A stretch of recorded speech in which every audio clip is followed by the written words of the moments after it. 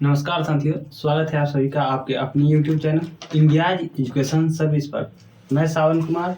जैसा कि इतिहास का सब्जेक्ट अभी चल रहा है और ये पार्ट 4 है और हमने पिछली वीडियो में क्रांतियों का युग के बारे में पढ़ा था और आज हमारा है रूमानी कल्पना और राष्ट्रीय भावना के बारे में। यह रूमानी कल्पना के बारे में आज जानना है। तो जैसा कि कमेंट आया था, मैं अब समझा भी दूं तो थोड़ा और ज़्यादा समझाने का कोशिश करूंगा, जिसमें रूमानीवाद में बतलाया गया है। जैसे पिछले क्रांतियों के युग वाले टॉपिक में हमने पढ़ा था कि जो कवि थे वो युद्ध लड़ने गए थे, जिनका मृत्यु बुखार लगने से हो गया था। उनके जैसे बहुत सारे लोग थे जो रूमानीवाद की कल्पना, रूमानीवाद जैसे विचारधारा से प्रेरित थे। वो सभी कवि और कलाकारों को, विज्ञानविदों को और विज्ञान के जो महिमा मंडल है, विज्ञान के बारे में जो बतलाया जाता है, उन सभी रूमानी कल्पना में जो बतलाया गया है कि रूमानीवादी जो व्यक्ति थे वो सभी कवियों का, कलाकारों का जो तर्क वितर्क था, जो अपना उनका काव्य की रचना इत्यादि था, उन सभी के बारे में वे उनका आलोचना किया करते थे, विज्ञान का आलोचना किया करते थे। इस रूमानीवाद कल्पना में बतलाया गया है। तो इसमें बतलाया गया है कि जो युद्ध, जो फ्रांसीसी क्रांति हुआ, जुलाई की क्रांति हुई फ्रांस में, जुलाई 1830 में हुआ, वो सभी क्रांति के बारे में बतलाया गया कि यह जो राष्ट्रवाद का उदय है, जिस राष्ट्रवाद का जो विकास हुआ है, वो केवल युद्ध और क्षेत्रीय विस्तार की नीति से नहीं हुआ है, बल्कि इसमें साझा संस्कृति, कला, काव्य और कहानी, संगीत इत्यादि का भी रोल रहा है। इसमें सांस्कृतिक की एक अहम भूमिका थी, इसके बारे में बतलाया गया है, जिससे राष्ट्र की भावना का उदय होता है। तो अब शुरू करते हैं, लाइन बाय लाइन पढ़ते हैं और समझाने का भी कोशिश करेंगे और अच्छे तरीक़ा से समझाएंगे। रूमानी कल्पना और राष्ट्रीय भावना। तो राष्ट्रवाद का विकास केवल युद्ध और क्षेत्रीय विस्तार से नहीं हुआ है। इसमें बतलाया गया है कि राष्ट्र का जो विकास, राष्ट्रवादी भावना का जो विकास हुआ है, वो केवल फ्रांस की क्रांति, यूरोप की क्रांति और जो औद्योगिक क्रांति है, इन सभी के बलबूते नहीं हुआ है, बल्कि मध्य वर्ग का अहम भूमिका है। कला, काव्य और कहानियों से बतलाया गया है, इससे राष्ट्रीय भावना का विकास हुआ है। राष्ट्र के विचार के निर्माण में संस्कृति की एक अहम भूमिका थी। कला, काव्य, कहानियों, किस्सों और संगीतों ने राष्ट्रवादी भावना को गढ़ने एवं व्यक्त करने में सहयोग किया है। तो इसमें बतलाया कि जो व्यक्ति का यूनान का जो बतलाया है, यूनान को बतलाया गया सभ्यता, यूनानी सभ्यता का पालना, यूरोप की सभ्यता का पालना बतलाया गया, उसे बतलाया गया है। तो ये सभ्यता की एक अहम भूमिका थी। और कला जो चित्रकार थे, वो जो अपनी कला को प्रदर्शित किया करते थे, उसका भी अहम भूमिका था। काव्य जो कहानी, काव्य और किस्सों को, जो कहानियों को प्रचलित थी, वो सभी ने अहम भूमिका निभाया। और जो संगीतकार थे, उन्होंने अपनी लोकगीत में राष्ट्रीयवादी भावना को विकास के लिए वो बहुत सारे गठे, वो बहुत सारे संगीत रचे और उसमें जो सहयोग दे पाए राष्ट्रवाद की भावना का विकास के लिए, उन्होंने ये किया। तो हम रूमानीवाद को देखे जो एक ऐसा सांस्कृतिक आंदोलन था जो एक खास तरह के राष्ट्रीयवादी भावना का विकास करना चाहता था। तो रूमानीवादी जो थे, उन्होंने जो सांस्कृतिक आंदोलन चलाया, उसमें वह राष्ट्रवाद की जो भावना था, उसका एक अलग तजुर्बा से उसको प्रस्तुत किया। तो इसमें था कि आमतौर पर रूमानी कलाकारों और कवियों ने जो तर्क और वितर्क किए हैं,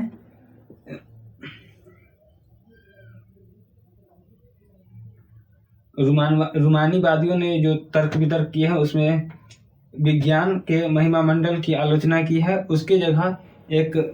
उसकी जगह भावनाओं, अंतर्दृष्टि और रहस्यवादी भावनाओं पर जोर दिया है। रूमानीवादियों ने अंतर्दृष्टि मतलब जो उनकी भावना थी रूमानीवादियों का, उन्होंने अपना जो भावना थी उसको और रहस्यवादी कहानियों को एक भावना पर जोर दिया, जिससे राष्ट्रवाद की भावना विकसित हो। उन्होंने अपना जो पुराना सांस्कृतिक था, जो उनका पुराना कल्चर था, उसे अपनाने के बारे में बोला। उनका प्रयास था कि एक साझा सामूहिक विरासत की अनुभूति हो और एक साझा सांस्कृतिक अतीत को राष्ट्र का आधार माना जाए। तो इसमें बतलाया था रूमानीवादियों ने कि जो हमारा राष्ट्र का निर्माण होगा, उसमें पुरानी जो हमारी सांस्कृतिक है वह राष्ट्र के निर्माण का आधार होगा। एक साझा सामूहिक जो विरासत है उसकी, जो चली आ रही है बरसों पुरानी, वह उनके राष्ट्र के निर्माण का आधार बनेगा। जर्मन दार्शनिक योहान ग्राटफिटर जैसे रूमानी चिंतकों ने यह दावा किया कि सच्ची जर्मनी सांस्कृतिक उसके आम लोगों में निहित है। जर्मन के जो दार्शनिक थे योहान ग्राटफिट, उन्होंने रूमानी चिंतकों जैसे दावा किया था। उन्होंने बतलाया था कि जो सच्चे जर्मन सांस्कृतिक वाले जो लोग हैं, वो उनके वहाँ के जो आम लोग हैं वहाँ के मूल निवासी है, उनमें निहित है। राष्ट्र की सच्ची आत्मा लोकगीतों, जन काव्यों और लोक नृत्यों में प्रकट है। तो जो वहाँ के मूल निवासी थे, आम लोग थे जर्मन के, उनकी जो लोकगीत है, जन काव्य है, लोक नृत्य है, उन सभी में उनका जो सांस्कृतिक छिपा हुआ है, उससे उनके राष्ट्र की भावना का भी उदय होगा। रूमानीवादी चिंतकों का ये मानना था। इसीलिए लोक संस्कृति के इन स्वरूप को एकत्र और अंकित करना राष्ट्र के निर्माण की परियोजना के लिए आवश्यक था। जो राष्ट्र का निर्माण था, राष्ट्र के निर्माण के लिए जो उनका अपना जो लोक नृत्य था, लोकगीत था, उन सभी को उन्होंने एक अपने कविता में रचना की। कवियों द्वारा अपने कविता में रचना किया गया, कलाकार द्वारा अपने चित्र में व्यक्त किया गया। स्थानीय बोलियों पर बल दिया गया और स्थानीय लोक साहित्य को एकत्र करने के उद्देश्य से केवल प्राचीन राष्ट्रीय भावना को वापस लाना नहीं था। तो इसमें बतलाया गया है कि जो पहले के जो लोकल जो उनका अपना गीत था,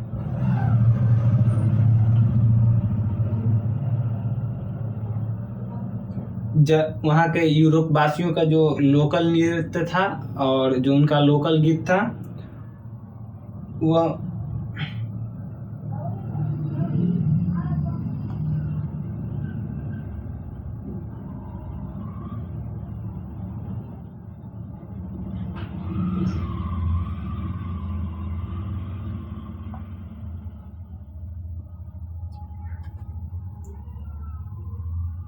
स्थानीय बोलियों पर बल और स्थानीय लोक साहित्य को एकत्र करने का उद्देश्य केवल प्राचीन राष्ट्रीय भावना को वापस लाना नहीं था, बल्कि आधुनिक राष्ट्रीय संदेश को ज़्यादा लोगों तक पहुंचाना था।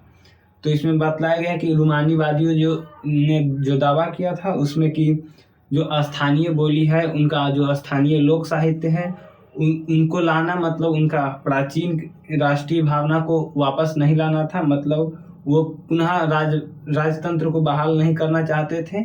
उनका मत था कि ये राष्ट्र जो लोक साहित्य है,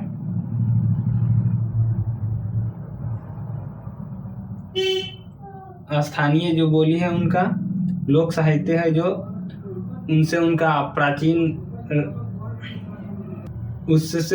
प्राचीन राष्ट्रीय भावना का विकास हो और साथ ही साथ उससे आधुनिक राष्ट्रीयवादी भावना का विकास हो और आधुनिक संदेश उनमें पहुंचे, जिससे ज़्यादा लोग तक पहुंचाया जाए।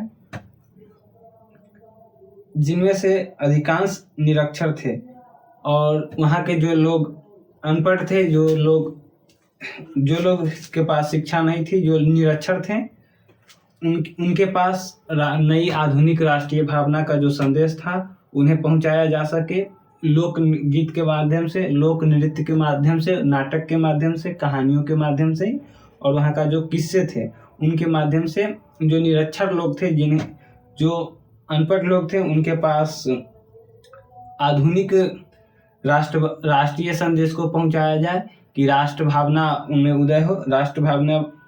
उदय हो। यह खास तौर पर पोलैंड पर लागू होता था, जिसका 18वीं सदी के अंत में रूस, प्रसा और ऑस्ट्रिया जैसे बड़ी शक्तियों ने विभाजन कर दिया था।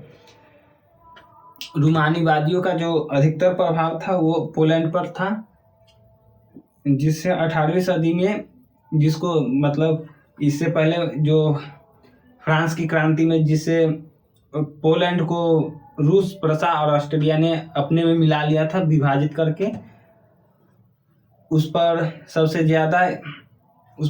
ज़्यादा इस रूमानीवादी भावना का जोर था। पोलैंड अब स्वतंत्र क्षेत्र नहीं था, किंतु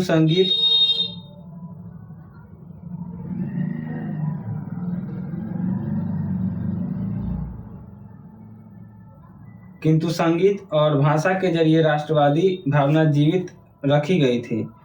पोलैंड एक स्वतंत्र राष्ट्र नहीं था, क्योंकि उस पर रूस, प्रसा और ऑस्ट्रेलिया का उस पर शासन था। यह स्वतंत्र नहीं था, लेकिन इसका जो लोकगीत है, जो उसका लोकल भाषा है,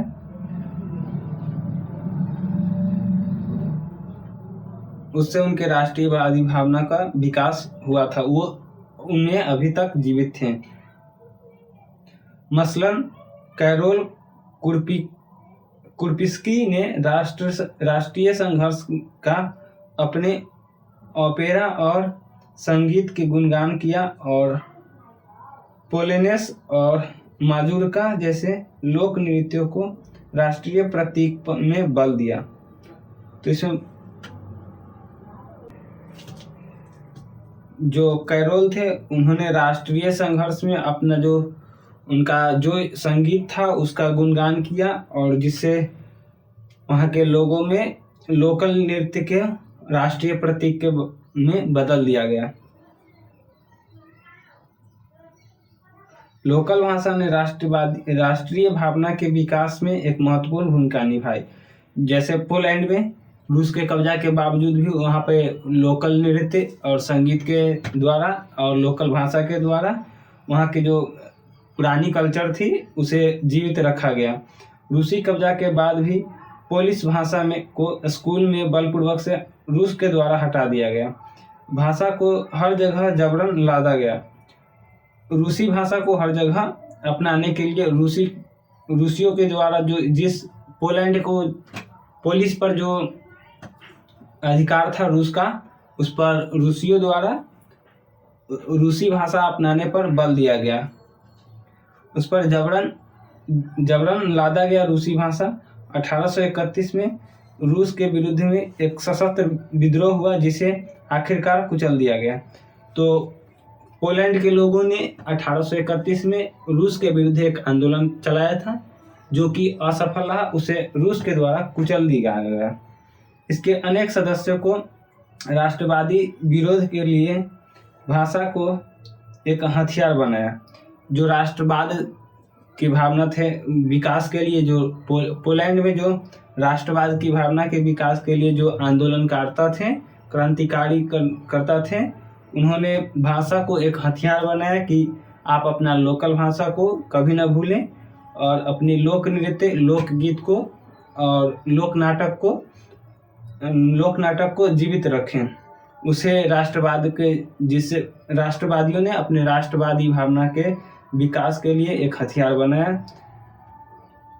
चर्च के आयोजन और संपूर्ण धार्मिक शिक्षा में पोलिश का इस्तेमाल हुआ। तो जो 1831 में रूस में जो विद्रोह हुआ, उसके बाद से चर्च में और धार्मिक शिक्षा में वहाँ के लोकल भाषा को ही अपनाया गया। और इसका नतीजा यह है कि बड़ी संख्या में पादरियों और बिशपों को जेल में डाल दिया गया। रूसी अधिकारी ने उन्हें सजा देते हुए साइबेरिया भेज दिया, क्योंकि उन्हें रूसी भाषा का प्रचार करने से इनकार कर दिया था। तो रूसियों के द्वारा बहुत सारे पादरियों को और बिशपों जो चर्च में रहा करते थे, उनके गुरुओं को जेल में डाल दिया गया और उन्हें साइबेरिया के जेल में भेज दिया गया, क्योंकि वह रूसी भाषा का प्रचार नहीं किया करते थे। रूसी भाषा का प्रचार नहीं किया करते थे। पोलिश भाषा रूसी के प्रभुत्व के विरुद्ध संघर्ष के प्रतीक के रूप में देखे जाने लगा।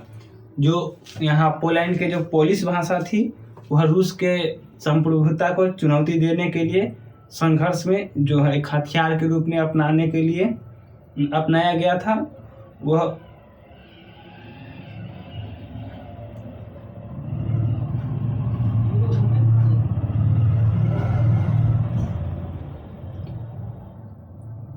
वह रूस के लिए एक चुनौती बना।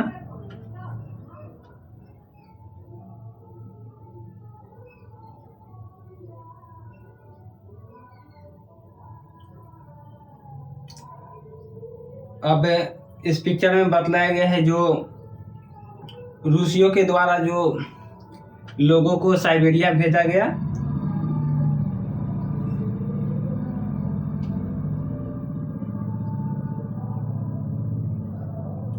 रूसियों के द्वारा जो लोगों को साइबेरिया भेजा गया, उसमें फ्रांसीसी चित्रकार ने दर्शाया है कि 20,000 लोगों को, करीब 20,000 लोगों को जेल में डाल दिया गया और उन्हें मार दिया गया। तो ये हमारा रूमानी कल्पना और राष्ट्रीय भावना का उदय के बारे में था। आज का वीडियो यहीं पे समाप्त होता है।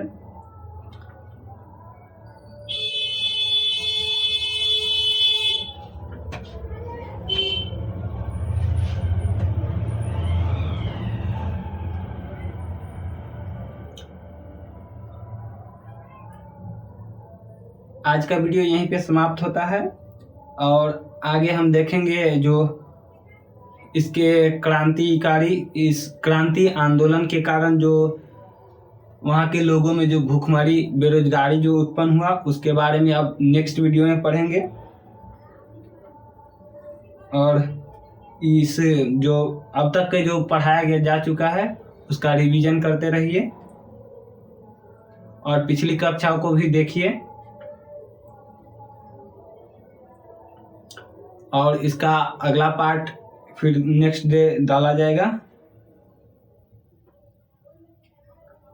तो अब इजाज़त दीजिए। खेलते रहिए, कूदते रहिए, मस्त रहिए। जय हिंद, जय भारत।